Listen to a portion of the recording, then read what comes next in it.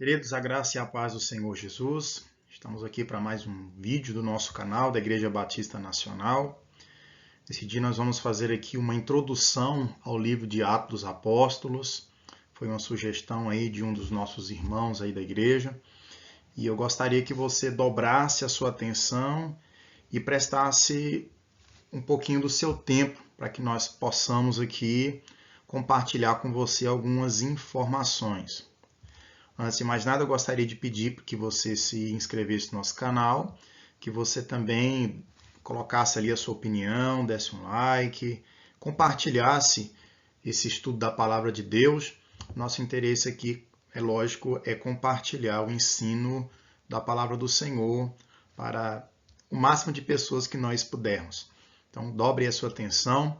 Antes de mais nada, também eu gostaria de fazer um convite para você participar de um culto na nossa igreja, Igreja Batista Nacional em Cristalina, ali na rua Quisleu Dias Maciel. Você e sua família, vocês são muito bem-vindos. Nós temos cultos ali aos domingos, 9 horas da manhã, escola dominical. À noite, às 19 horas, nós temos o nosso culto de louvor e adoração a Deus. E também aos sábados, às 19h30, nós temos ali o nosso culto jovem. Então, você aí que mora na cidade e puder fazer uma visita, nós estaremos imensamente felizes e eu creio que Deus tem uma palavra para você. Mas vamos lá, nossa introdução ao livro de Atos. Então, nós vamos aqui para o panorama. Nós vamos aqui fazer um panorama do livro de Atos. O tema do livro poderia ser colocado aqui como sugestão: o irresistível avanço do Evangelho de Jerusalém a Roma, que nós percebemos que isso acontece aí no decorrer de toda a narrativa e entendemos também que esse era o desejo do Senhor Jesus, que os seus discípulos eles anunciassem o Evangelho por todo o mundo. Então é isso que nós percebemos ali em toda a narrativa do livro de Atos. É um esforço, claro, com a cooperação do Espírito Santo ali, que a igreja experimentou, né? Um tempo maravilhoso, um avivamento maravilhoso, no qual o Evangelho avançou ali por muitos lugares na sua época. Mas vamos lá, o estilo literário ali do livro de Atos. O livro de Atos, juntamente com o Evangelho de Lucas, é o tratado aos Hebreus. O livro de Atos, juntamente com o Evangelho de Lucas e o Tratado dos Hebreus, contém a redação grega mais culta de todo o Novo Testamento. Por outra parte, seu autor seguia fontes semíticas. O estilo grego, às vezes, é áspero. Então, isso aqui é uma das características do livro, no que diz respeito ao seu estilo literário. A autoria. De acordo com a tradição da igreja primitiva, Lucas foi o autor do livro de Atos. Assim sendo, este livro é uma sequência do Evangelho de Lucas. As evidências internas do próprio livro de Atos confirmam a autoria lucana.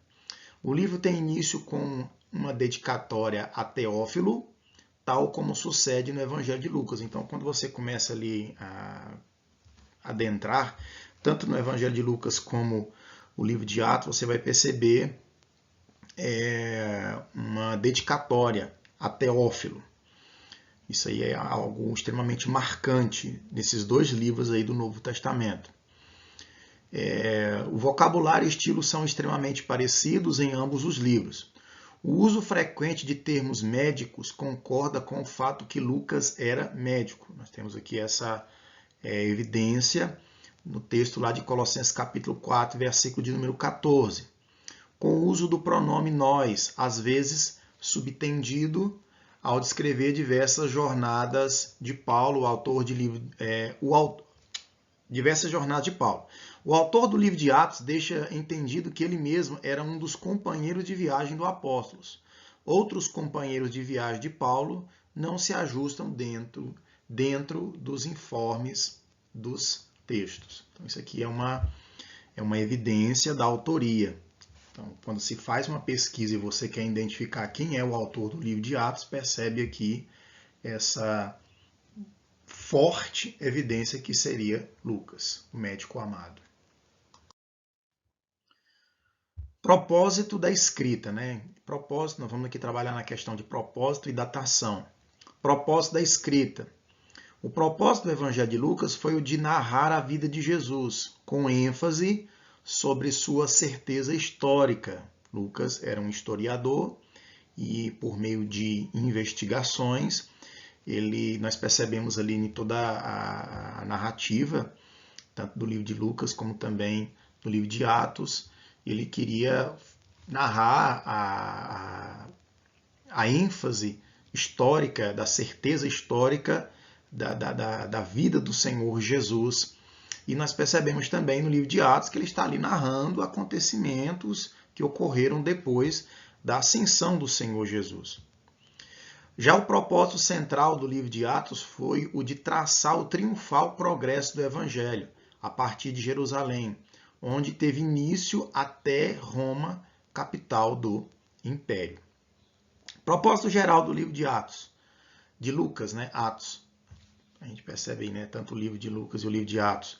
Pois é fazer a exposição dos primórdios do cristianismo na vida de Jesus e na extensão do cristianismo dentro da história da igreja primitiva, a fim de convencer os seus leitores sobre o avanço irresistível do Evangelho, mostrando que Deus, mediante o seu Espírito, verdadeiramente está operando na história da humanidade, visando a redenção de todos os homens. Então, este é o propósito, convencer os seus leitores sobre o avanço do Evangelho, que é algo extremamente claro ali, principalmente na narrativa do livro de Atos. Mostrando que Deus, mediante o Espírito Santo ali está extremamente ativo no livro de Atos, ele está operando na história da humanidade, visando o quê, gente? A redenção, ou seja, a salvação de todos os homens. Qual é mais ou menos a datação do livro de Atos? Esse livro foi escrito provavelmente no final da década de 60, depois de Cristo, talvez antes do ano 70, quando Paulo esteve preso em Roma. Então, nós vamos aqui dar continuidade à nossa introdução ao livro de Atos. Isso aqui é só uma introdução, depois nós vamos entrar no livro de Atos, nós vamos analisar os textos, as narrativas. Então, isso aqui é só uma introdução. Nós vemos aqui de forma panorâmica o que está registrado ali no livro de Atos. Agora, um esboço. Esboço do livro de Atos. Aqui o autor ele vai destacar o seguinte: o revestimento de poder. Isso aconteceu com a descida do Espírito Santo sobre os crentes no dia de Pentecostes, conforme promessa feita pelo próprio Jesus. Pouco antes de sua ascensão aos céus. Nós vemos isso lá em Lucas capítulo 24, versículo 44 e 49.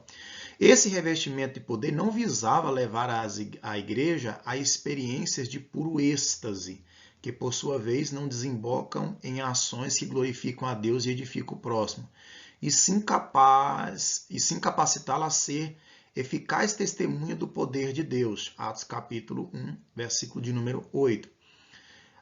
O que eu quero enfatizar aqui, gente? Porque muitas vezes nós observamos algumas pessoas que olham para o livro de Atos e normalmente eles dão uma ênfase equivocada sobre a questão ali do derramar do Espírito Santo. O derramar do Espírito Santo não foi necessariamente para produzir êxtase na vida daqueles que receberam a manifestação dessa promessa ali feita pelo próprio Senhor Jesus.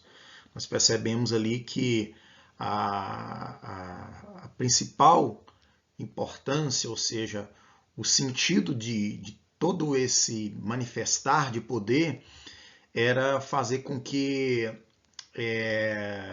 essa igreja fosse capacitada a ser uma testemunha eficaz na transmissão aí do Evangelho. Ou seja, e ao mesmo tempo também fazer diferença em meio a uma geração corrompida pelo pecado. Ou seja, o Evangelho não tem sentido, gente, se nós ficarmos presos apenas a buscar o êxtase dentro dos nossos cultos e dentro da nossa própria vida com Deus, a nossa vida cristã. Nós não podemos pensar que vida cristã é apenas buscar o êxtase, o manifestar do Espírito Santo, no sentido da experiência e do sobrenatural. Nós precisamos entender que o Espírito ali ele foi derramado para capacitar os discípulos, que até então eles estavam ali amedrontados, eles receberam do Senhor Jesus ali uma palavra de incentivo para que eles tivessem coragem para continuar aquela missão de pregar o Evangelho por todo o mundo. Então, o poder de Deus foi manifestado com essa finalidade. Outra coisa, o Evangelho deveria ser pregado em Jerusalém, Judéia, Samaria e até os confins do mundo. Essa ordem nos mostra que o Evangelho não era só para ficar em Jerusalém. Os cristãos primitivos estavam desfrutando de tantas bênçãos no início que se esqueceram da missão dada por Jesus de se espalharem para pregar a palavra de Deus. Pelo que Jesus permitiu uma perseguição. Todo mundo ali, quando começa a ler o livro de Atos, vai se deparar com esse contexto, uma igreja perseguida. Ok? Para os discípulos, assim como Jonas, né? Jonas fossem forçados a cumprir a sua missão. Então, aquela perseguição fez com que os dispersos, por meio dessa perseguição, por onde eles passassem, eles estavam, de certa forma, também anunciando a mensagem do Evangelho. Como eles tinham que sair ali de Jerusalém, eles não poderiam ficar ali por causa da perseguição, consequentemente, aonde eles passavam, eles estavam também tendo a oportunidade de anunciar o Evangelho do Senhor e, de certa forma, cumprir a vontade de Deus. Ao fazer referência aos samaritanos, os quais eram inimigos dos judeus, Jesus tensionava mostrar que esses também eram alvo da graça perdoadora de Deus. E por isso deveriam ser também evangelizados. E assim como ele estava disposto a perdoá-los, os judeus que se diziam seus seguidores também deveriam fazer o mesmo. Então, isso aí Jesus, durante seu ministério, ele não fez acepção de pessoas e ele deixou essa mensagem para que os seus seguidores também dessem seguimento a esse mesmo conceito, a esse mesmo pensamento de anunciar o Evangelho para qualquer pessoa, independente das diferenças de pensamentos, independente das coisas do passado. Mas vamos lá. O martírio de Estevão foi o estupim de uma perseguição geral contra os cristãos por parte de judeus incrédulos. A testa dessa perseguição achava-se na pessoa de Paulo, o Saulo de Tarso, que era Tarso, que era uma cidade da Ásia Menor. Outra questão, os samaritanos recebem o Espírito Santo. O Espírito Santo não desceu sobre os crentes, samaritanos, enquanto Pedro e João não oraram e impuseram as mãos sobre eles, em sinal de reconhecimento de que a promessa era também para eles. Aqui ficou errado aqui a minha digitação aqui. Na verdade, eles receberam quando eles receberam ali a imposição de mãos, os samaritanos. Não poderia haver lugar mais para as antigas rivalidades existentes entre eles. Claro que a gente vai, no decorrer da análise do livro de Atos, esmiuçar um pouco isso para que haja um maior entendimento, né, do porquê dessa rivalidade entre os judeus e os samaritanos. Mas vamos lá, a conversão de Saulo. O capítulo 9 descreve a conversão de Saulo no caminho de Damasco, quando ia cumprir sua missão de perseguir os crentes, os cristãos, né? Então eles não eram chamados ainda de cristãos, mas eles estavam ali sendo perseguidos. Deus os chamou para pregar o evangelho aos gentios. Essa foi a missão do apóstolo Paulo. Depois de longo e sério preparo, o Espírito Santo operou para que ele fosse enviado. Isso está registrado no capítulo de número 13. E daí até o final do livro só se fala do ministério de Paulo, que é o seu nome na língua dos romanos. E daí a perseguição que ele sofreu. Então aqui, em síntese, nós percebemos, em primeiro lugar, o revestimento de poder, com a finalidade de dar esse grupo de pessoas, esse grupo de irmãos aí, uma capacitação para que eles fossem uma fiel testemunha do poder de Deus, para que eles fossem ali fiéis anunciadores, fiéis atalaias do Evangelho de Cristo. Nós percebemos isso. O evangelho deveria ser pregado em todo mundo e como isso não estava a princípio acontecendo, eles sofreram uma perseguição e com essa perseguição, consequentemente, as pessoas de todos os lados estavam ali também ao mesmo tempo ouvindo a mensagem do evangelho. O martírio de Estevão, né, que em terceiro lugar aqui, foi o estupim dessa perseguição, que tinha como um dos seus principais pensadores ou cabeças, né, o Saulo de Tarso. Aqui nós temos também a questão dos samaritanos sendo alcançados com a mensagem do Evangelho, sendo cheios do Espírito Santo através ali da imposição de Pedro e João, em sinal de que Deus ele queria realmente que não houvesse mais rivalidade entre judeus e samaritanos, mas que ao invés disso ali houvesse um empenho para que o Evangelho fosse anunciado. E nós aqui estamos também com a conversão de Saulo, no capítulo número 9, ali nós percebemos esse contexto, Saulo sendo alcançado, ouvindo a voz do Senhor Jesus, se rendendo, e nós vemos ali o Espírito Santo trabalhando no coração deste homem aí, fazendo dele o que nós conhecemos como o apóstolo dos gentios, aquele que anunciou o evangelho por todo mundo. Claro que houve um tempo antes que ele fosse enviado, lá no capítulo 13 de Atos, nós vemos ali que estava ali Paulo e Barnabé e alguns profetas a saber, de repente veio o Espírito Santo e os chamou. E eles então foram enviados para fazer a obra de Deus. Mas vamos aqui dar continuidade, gente. Aqui está sendo citado aqui a biografia, porque isso aqui é apenas um panorama, um resumo a respeito do livro de Atos. O livro de Atos é um livro que nós temos muitas informações, muitas coisas interessantes aí para serem vistas, mas aí você que quer se aprofundar, você pode adquirir, né, esses livros, esses materiais aí, e você vai ter a oportunidade de conhecer um pouco melhor.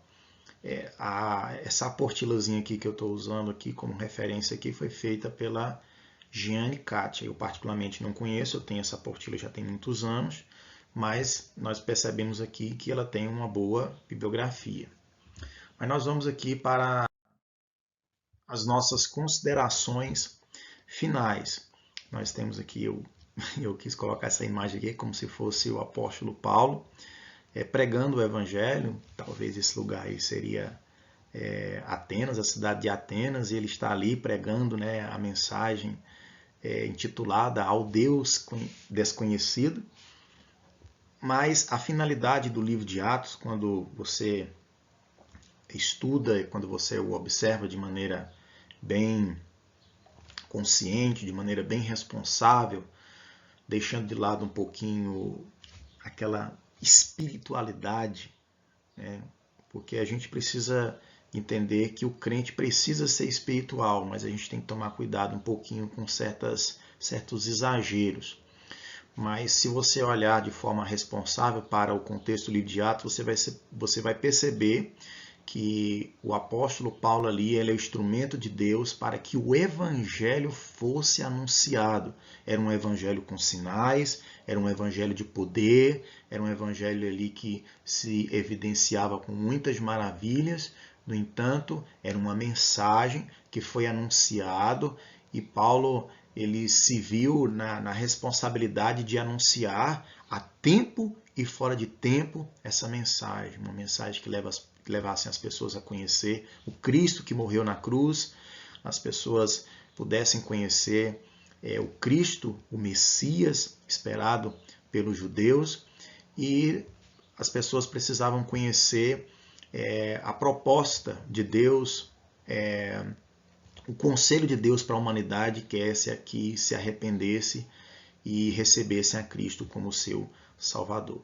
Então, queridos, eu quero agradecer aqui você que teve aí por esses minutos aí, emprestou a sua atenção aí por alguns minutos, para que estivesse ouvindo esse breve, rápido ensino, essa breve introdução a respeito do livro de Atos. Nós estaremos gravando outros vídeos falando a respeito do livro de Atos. Nós vamos analisar o texto do livro de Atos, algumas questões aí muito interessantes eu gostaria que você continuasse aí seguindo o nosso canal, acompanhando aí os nossos estudos.